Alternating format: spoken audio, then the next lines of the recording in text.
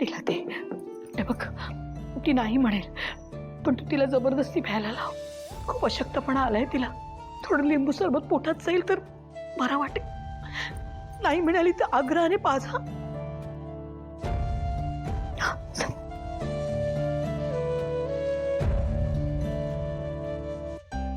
सिद्धू, आईशी बोलतोस का?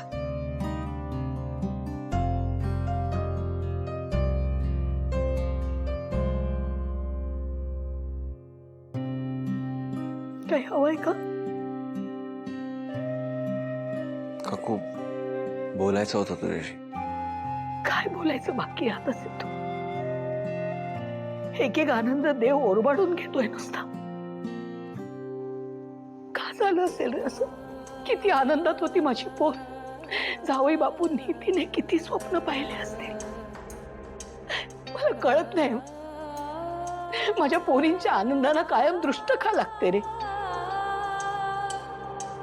का असं होत असेल? जरा काही चांगलं होतं असं वाटायला लागलं ना की या ना त्या कारणाने विरजण लागतो मग. काकू, असं नको ना बोलूस प्लीज.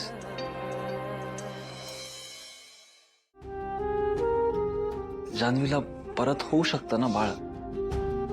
नाही म्हणजे जे झालंय ते वाईटच झालंय काकू.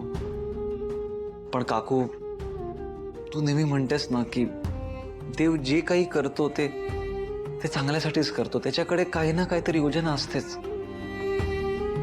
काकू, आता हेच बघ ना की डॉक्टरने सांगितलंय की जान्हवीची तब्येत आता हळूहळू सुधारते आणि काही दिवसात ती पूर्णपणे बरी होणार आहे. काकू, या सगळ्यात ही एक चांगली बाजू तर नक्कीच आहे ना. हा, आता